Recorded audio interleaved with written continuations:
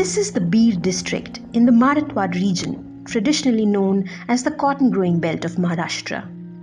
But in the last decade, it has acquired a more fatalistic reputation as the hotbed for farmer suicides in India. Climate change has adversely impacted the livelihood of thousands of farmers in this region, making it more vulnerable to drought and erratic rainfall.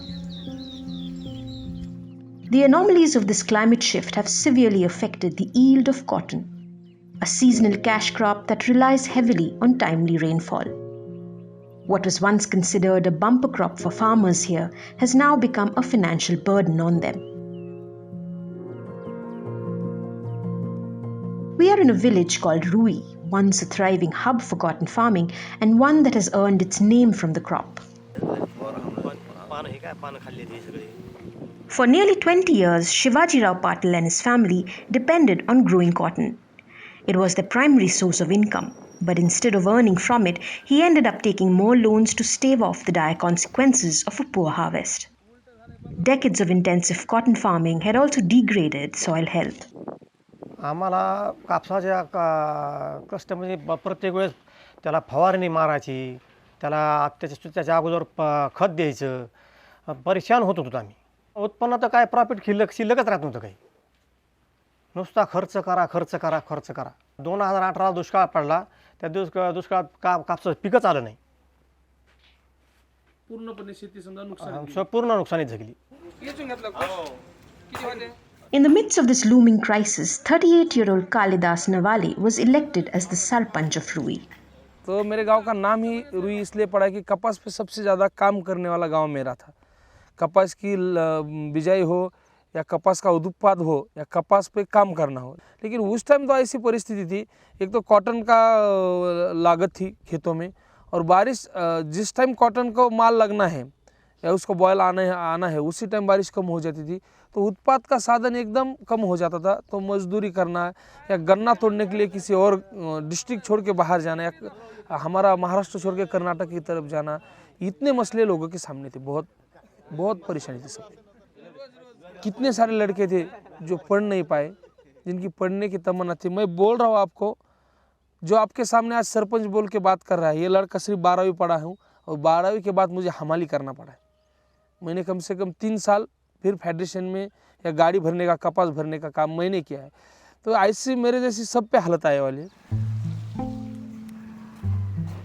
In 2017, Kalidas heard about an alternative cash crop that could be the solution to their problems, and that was silk.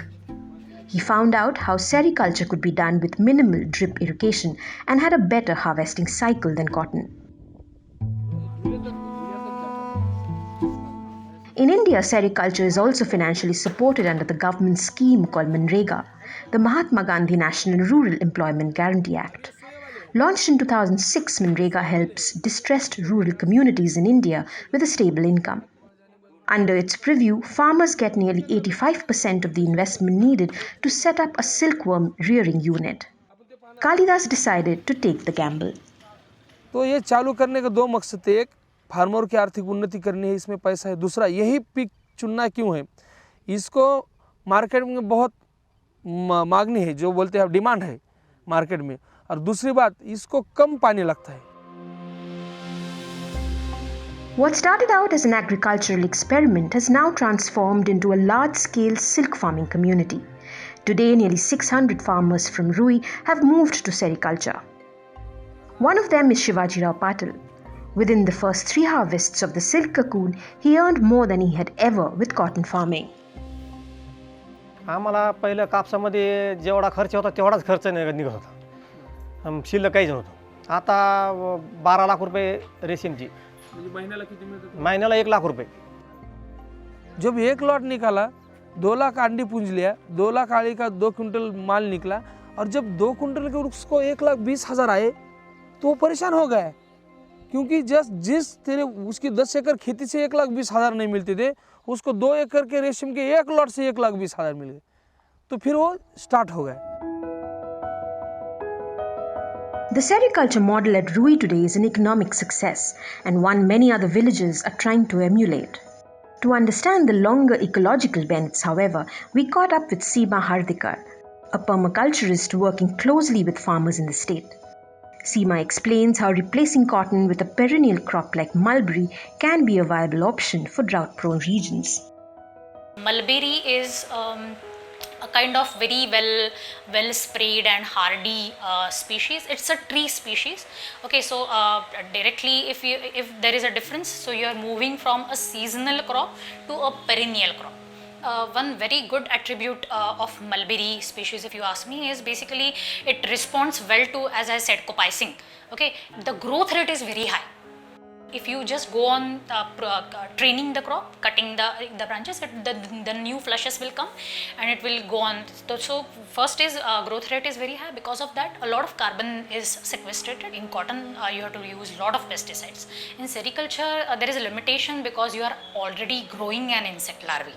Okay, and whatever you are using, your larvae is going to be very sensitive to the insecticides. So I guess in sericulture you can't use pesticides at all in your mulberry plantations. So that is an advantage because your soil and water is saved, it is out of the danger. And then in rearing the shades of where the silkworms are reared, I guess a few disinfectants and things are used, but not directly pesticides, because again the insect is sensitive.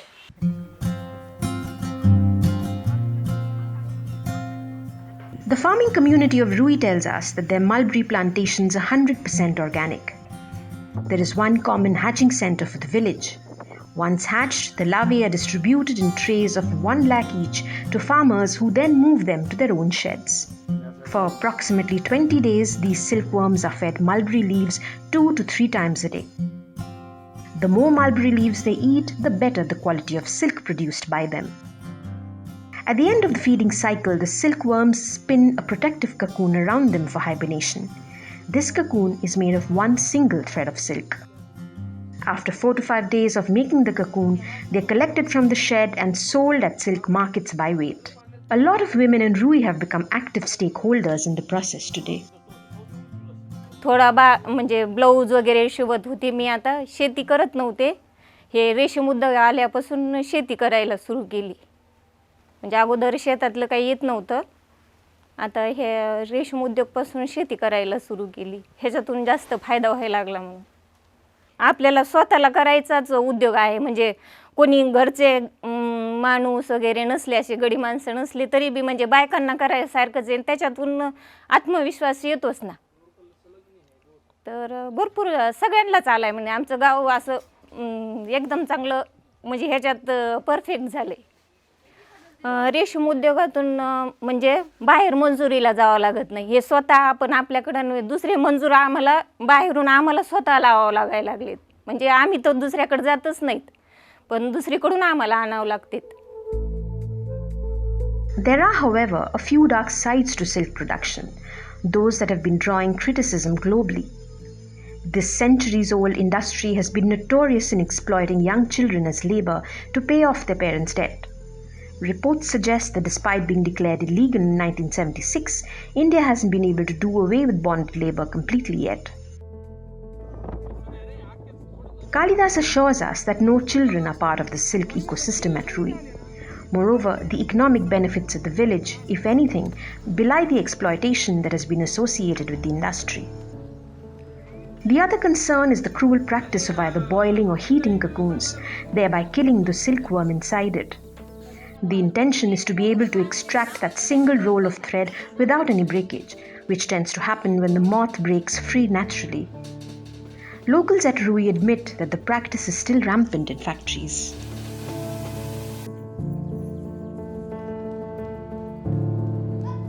Living in a water-stressed region means the fears around scarcity never really cease. Even for a perennial plant like mulberry, drip irrigation is a must, a need that is being currently met through the supply of groundwater.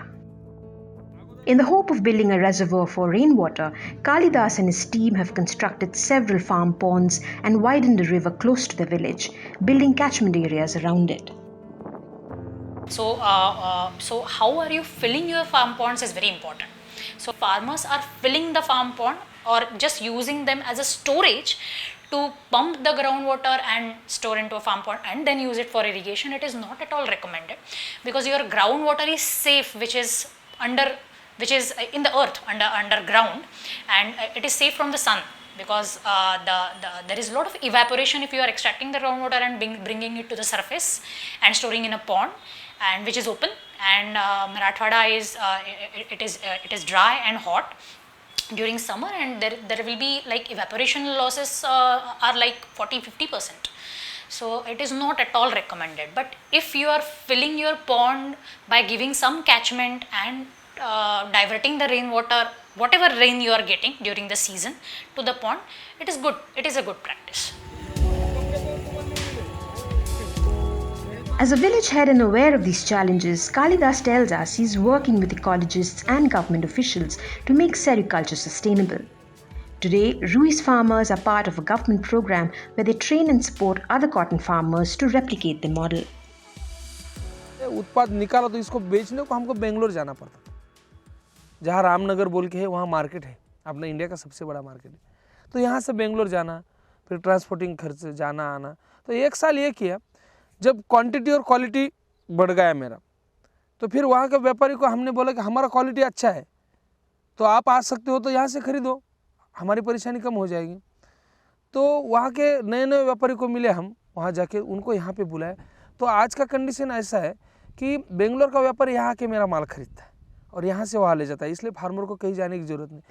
कम से कम ये 4 महीने का हमने average निकाला था, तो monthly 3 crore रुपए रेशम से गांव में आते थे। हर मंथ को 3 करोड़ रुपए खाली रेशम से गांव में आए हैं पिछले साल।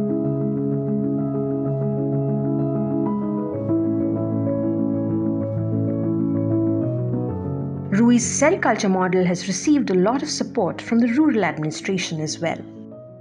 सेरिकल्चर का ॲक्च्युली होता क्या आहे, मतलब काय होतं, जो लाभार्थी आहे, सेरिकल्चर असेल किंवा कुठलंही मोठी इन्व्हेस्टमेंट, कुठलंही नवीन क्रॉप घ्यायचं असेल, तर त्याला एक जे प्रिन्सिपल किंवा भांडवली गुंतवणुकीची सपोर्टची आवश्यकता असते. बऱ्याचदा बँका त्याला कर्ज देत नाहीत, आणि मग अशा वेळेस शासनाची जी केंद्र शासनाच्या किंवा राज्य शासनांच्या योजनांची खूप मदत होते. या गावाला प्रामुख्याने PoCRA project on climate agriculture रिसायलेंट, म्हणजे मतलब काय होतं की येणारा जो कालावधी, हवामान जो बदल झालेला आहे, याला सस्टेनेबल टिकाऊ अशा स्वरूपाचा हा प्रोजेक्ट आहे.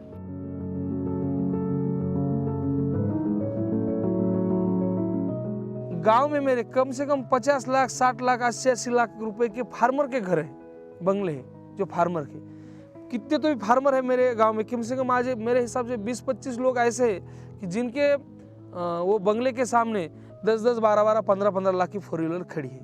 ये सब जो हुआ है, ये सिर्फ रेशम की वजह से हुआ है। और सबसे बड़ी बात जिसके लिए मैंने ये काम किया था, मैं जिस चीज़ के लिए काम किया था, वो काम था फार्मर का सुसाइड नहीं। आप डॉक्यूमेंटली देख लीजिए, 5 साल में मेरे गांव में एक भी फार्मर का सुसाइड नहीं। मैं ये जीत गया हूँ, यही मेरी जीत है। पैसा तो आता जाता लगेगा, लेकिन फार्मर अभी सुसाइड का सोचता नहीं है ना, ये सबसे बड़ी मेरे लिए वो बात है।